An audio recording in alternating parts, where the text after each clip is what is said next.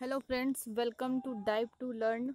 मैं शालिनी मिश्रा आपके लिए लेकर आई हूँ उपन्यास की जो श्रृंखला चल रही थी। उसी श्रृंखला में एक महत्वपूर्ण जो उपन्यास है परीक्षा गुरु, जो हिंदी का प्रथम उपन्यास है। इसकी चर्चा आज हम यहाँ पर करने वाले हैं। तो लाला श्रीनिवास दास जी ने इसको लिखा और ये हिंदी का प्रथम अंग्रेजी ढंग का है ना, प्रथम उपन्यास इसको माना गया है। तो चलिए देख लेते हैं इसके विभिन्न बिंदुओं को आज हम यहाँ पर देखने वाले हैं। स्टार्ट करते हैं आज की क्लास को। तो लाला श्रीनिवास दास जी का परिचय देख लेते हैं थोड़ा सा कुछ बिंदुओं पर।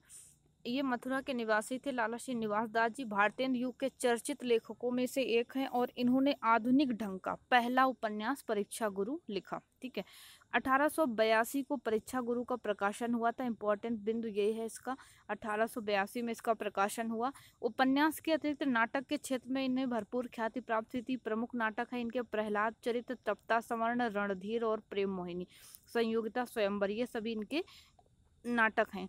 तो ये तो उनका परिचय हुआ। अब इस उपन्यास की तरफ चलते हैं। ये उपन्यास परीक्षा गुरु 1882 में इसका प्रकाशन हुआ था। लाला श्रीनिवास दास जी ने इसको लिखा। उपन्यासकार ने उपन्यास में समाजवादी पाश्चात्य जगत में आयातित फैशन परस्त संस्कृति का इसमें उपहास किया है। ठीक है, मुख्य बिंदु क्या है इसका कि जो समाजवादी पाश्चात्य जगत से आयातित जो फैशन है, फैशन परस्त जो संस्कृति है, जिसका लोग अंधानुकरण कर रहे हैं आज के समाज में, लेखक ने उसका उपहास किया है। उपन्यास का जो नायक मदन मोहन हास्योन्मुखी सामंती संस्कृति का प्रतीक है, वह पाश्चात्य संस्कृति से प्रभावित है। उपन्यास राजनीतिक है, पर प्रत्यक्ष राजनीतिक चर्चा की अभिव्यक्ति कहीं नहीं इसमें की गई है। उपन्यास में राष्ट्रीयता का स्वर भी यानी प्रखर रूप से सामने आता है। उपन्यास का जो स्वर है वो सुधारवादी है और नायक को एक स्वस्थ और शालीन व्यक्ति बनाने का प्रयास इसमें किया गया है। तो परीक्षा गुरु को हिंदी का प्रथम मौलिक उपन्यास माना जाता है। उपन्यास में वर्तमान राजनीतिक स्थितियों को लेखक चित्रित करता है। उपन्यासकार युगीन राजनीतिक परिस्थितियों से यानी संतुष्ट नहीं था।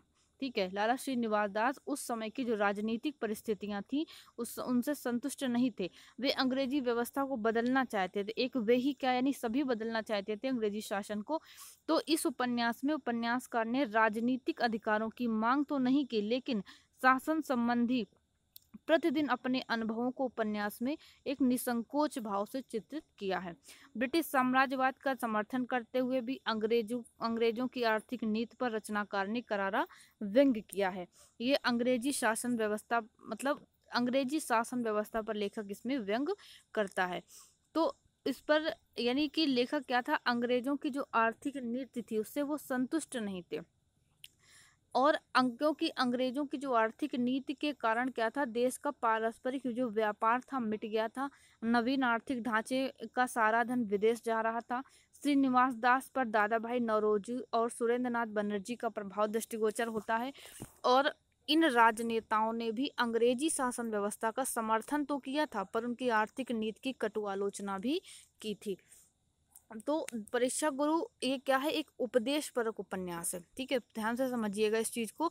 ये उपदेश परक उपन्यास है, सुधारवादी उपन्यास है। उपन्यास के संदर्भ में यानी विभिन्न समीक्षक अपने अपने विचार व्यक्त करते हैं। डॉक्टर प्रताप नारायण टंडन जी लिखते हैं कि ये उपन्यास शिक्षाप्रद रचना है जो भाषा आदि की प्रौढ़ता और स्पष्टता की दृष्टि से महत्व रखता है। उपन्यास 2 भागों में विभाजित है। उपन्यास का जो प्रमुख पात्र दिल्ली के सेठ मदन मोहन है। ठीक है, वे स्वभाव से और आचरण से विदेशी हैं और विदेशी वस्तुओं को ही स्वीकार करते हैं।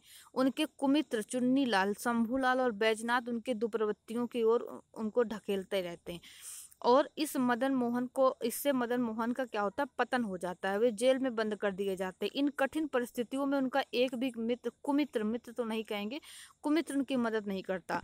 उनकी पत्नी अपने सभी गहने बेचकर नायक के सुमित्र लाला ब्रजकिशोर की सहायता से उनको छुड़वाती है। अपनी पत्नी का त्याग और कुमित्रों का कठिन समय पर मुंह फेर लेना देख करके यानी वो क्या होते हैं, सचेत हो जाते हैं। उनमें ज्ञान का प्रकाश होता है, यानी उनको वास्तविकता का भान होता है, उनको सच्चाई का ज्ञान होता है। उन्हें पता चलता है कि सच्चा मित्र वही है जो विपत्ति में काम आए। ये परीक्षा उनकी गुरु बन जाती है, यानी उन्होंने जो ये जीवन की ये परीक्षा दी यही उनकी गुरु बन जाती है और इसीलिए लेखक ने इसका नाम परीक्षा गुरु रखा। विवेक का बोध होने के कारण भविष्य में उन्हें कभी किसी प्रकार का फिर दुख नहीं होता। यानी जब उसको वास्तविकता का ज्ञान हो जाता है तो फिर वो किसी भी प्रकार की तकलीफ का सामना उन्हें नहीं करना पड़ता है।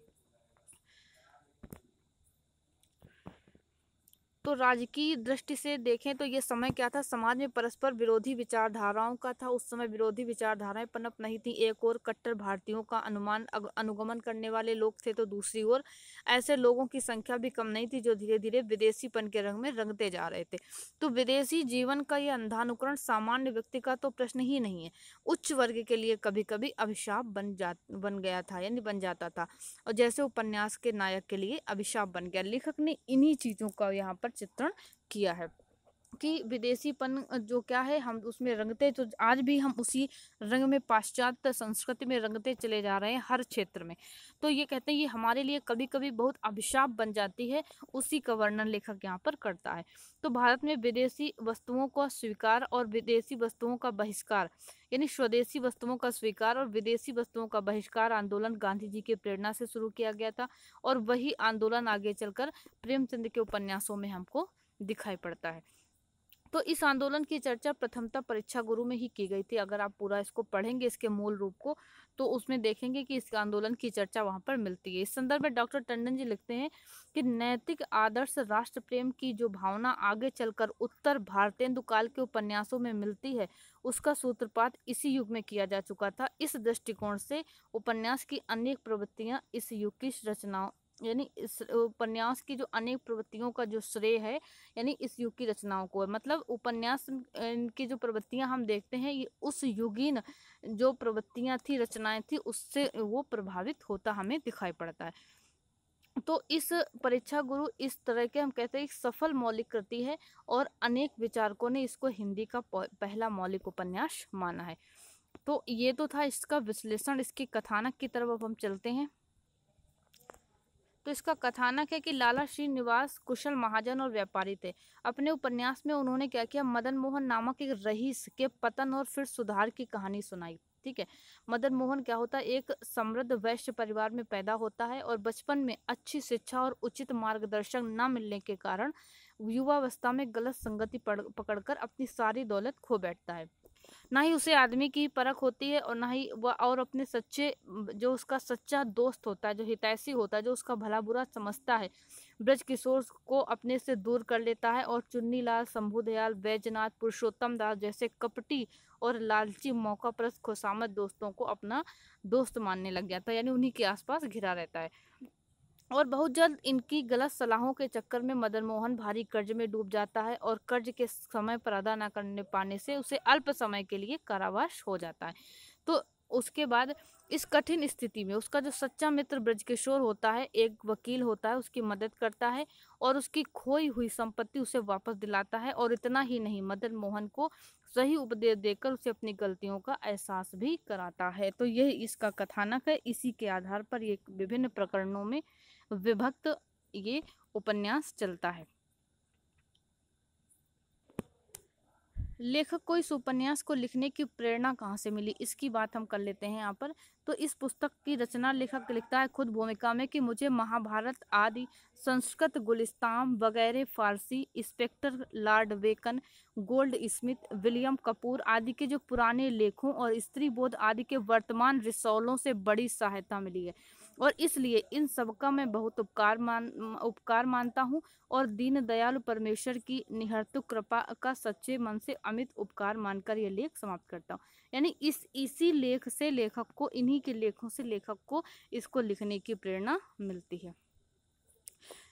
तो आगे चलते हैं इसके पात्रों की तरफ। तो ये जो उपन्यास है परीक्षा गुरु कुल 41 प्रकरणों में विभक्त है, ये ध्यान रखिएगा, 41 प्रकरण में विभक्त है ये उपन्यास। मुख्य जो इसके पात्र हैं, मदन मोहन जो रईस व्यक्ति होता है, ब्रज किशोर मदन मोहन का एक सच्चा मित्र होता है और वकील होता है, मिस्टर ब्राइट दुकानदार होते हैं, चुन्नीलाल और शंभुदयाल बैजनाथ ये सभी इसके मित्र होते हैं।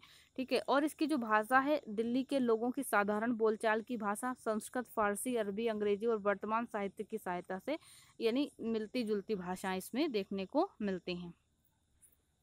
बात करते हैं कि इसके शीर्षक की, ये इसका शीर्षक कहाँ तक इसके लिए उपयोगी सिद्ध होता है। तो परीक्षा गुरु का जो शीर्षक परीक्षा गुरु है, ये क्या है, शिक्षा मूलक और उपदेश प्रधान है, परीक्षा गुरु उपन्यास। और इसलिए इसका जो शीर्षक है किसी घटना, चरित्र आदि के आधार पर ना होकर सीधे नैतिक उद्देश्य से संबंधित है। यानी किस तरीके से मुख्य पृष्ठ पर शीर्षक की व्याख्या लेखक ने अनुभव द्वारा उपदेश मिलने की सांसारिक वार्ता लिख करके की है। पर इस स्पष्टीकरण से ही लेखक को संतोष नहीं होता है। वो तत्कालीन उपन्यासकार को पाठक की समझदारी पर विश्वास नहीं था, इसलिए वो कहा था अब उपन्यास के भीतर स्थूल रूप से अपने उद्देश्य को कहने और इस उद्देश्य के सार स्वरूप शीर्षक को सिद्ध करने के लिए प्रयत्नशील रहा। उपन्यासकार की शीर्षक सतर्कता निम्न, यानी निम्न बिंदुओं पर हम इस शीर्षक की जो सार्थकता है उसकी चर्चा करते हैं। तो परीक्षा हुए बिना किसी को सच्चा मित्र नहीं कह सकते, लेखक लिखता है पृष्ठ संख्या 43 पर। ठीक है, भले बुरे मनुष्य की परीक्षा समय पाकर अपने आप हो जाएगी। तो ये बिंदु हैं, इनकी चर्चा हम यहाँ पर इससे हम समझ सकते हैं कि परीक्षा की बात यहाँ पर लेखक करता है। और आगे है कि जब तक मनुष्य की परीक्षा ना हो तो बातों में उसके जाहिरी बर्ताव पर दृष्टि रखना चाहिए, परंतु जोखों के काम में उसे सावधान रहना चाहिए। उसका दोष प्रकट होने पर उसे छोड़ने में संकोच नहीं करना चाहिए। ऊपर से दिखने वाले लोग अपने निज स्वभाव छिपाकर सज्जन बनने के सच्चे सज्जनों के स्वभाव की नकल करते हैं, परंतु परीक्षा के समय उनकी कलई तत्काल ही खुल जाती है। तो लेखक इस तरह हर जगह यहाँ पर मनुष्य की उस परीक्षा की बात करता है और परीक्षा को ही क्या बनाता है, इसका गुरु मानता है। और आगे लेखक कहता है कि इस समय ये बातें सही निसंदेह मान से कहते हैं कि परंतु इस तरह प्रतिज्ञा करने वाले मनुष्य परीक्षा के समय दृढ़ नहीं हो निकल रही, ये कथन ही है इस उपन्यास के, आप समझिए। और आगे लेखक कहता है कि जो सच्चा सुख मिलने की मृत तृष्णा से मदन मोहन को अब तक स्वप्न में नहीं मिला था, वही सच्चा सुख इस समय ब्रज किशोर की बुद्धिमानी से परीक्षा गुरु के कारण प्रामाणिक भावों से रहने में मदन मोहन को घर बैठे मिल गया। आगे लेखक एक दो पंक्तियां ये भी लिखता है कि विपत्ति बराबर सुख नहीं, जो थोड़े दिन होए, इष्ट मित्र बंधु जिन्हें जिन पर सब जाने परे सब कोई। तो और धीरज धर्म मित्र अरुणारी आपत्तिकाल परखिए चारी, लेखक इनकी बात भी यहाँ पर करता है। तो ये विभिन्न बिंदु थे जिन पर हमने इस उपन्यास की सार्थकता को, इस उपन्यास की समीक्षा की। कैसा लगा ये वीडियो, ये क्लास, इसके विषय में अपना फीडबैक हम तक जरूर दीजिएगा। मिलते हैं कल फिर अपने महत्वपूर्ण एक दूसरे उपन्यास को लेकर के, जो कि हमारे नेट के सिलेबस से संबंधित है।